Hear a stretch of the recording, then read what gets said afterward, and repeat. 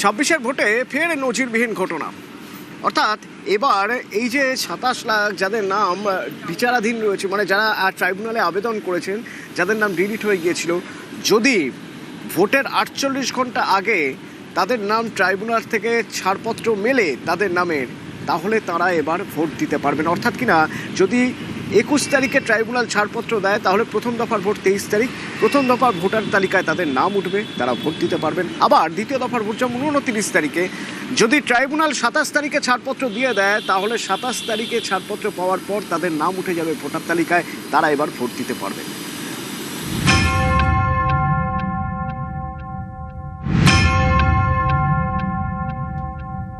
আজকে supreme court order দিয়েছেন, যাদের নাম আছে ট্রিব্যুনালে, মানে যারা অ্যাপ্লাই করেছেন, ফার্স্ট ফেজের ভোটার লিস্ট ওরা ডিক্লেয়ার করবে, সাপ্লিমেন্টারি লিস্ট 21 তারিখে, 23 তারিখের আগে।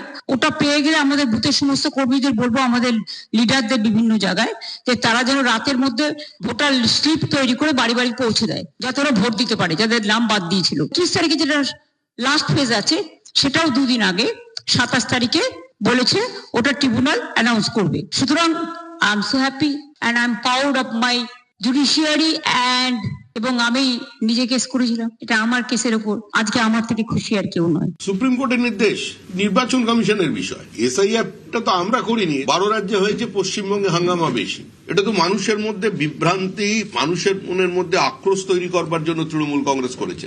আমরা সন্তুষ্ট নই। পুরনো ভোটার লিস্টেই ভোট করিয়ে নিন। মমতা বন্দ্যোপাধ্যায় যেভাবে ভোট চাইছেন সেভাবে ভোট করিয়ে নিন, তারপরেও তৃণমূল চতুর্থবারের জন্য ক্ষমতায় আসবে না। কয়েকদিন পরেই বিধানসভা ভোট, তার আগে ফের নজিরবিহীন ঘটনা।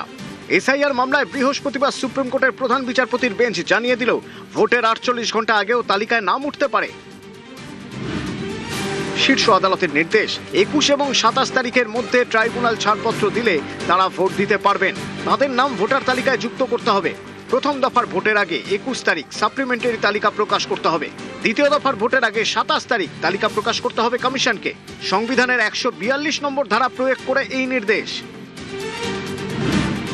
অর্থাৎ 21 এপ্রিলের মধ্যে ট্রাইব্যুনাল ছাড়পত্র দিলে 23 এপ্রিল প্রথম দফার ভোট দেওয়া যাবে, এবং 27 এপ্রিলের মধ্যে ছাড়পত্র পেলে দেওয়া যাবে 29 এপ্রিল দ্বিতীয় দফার ভোট।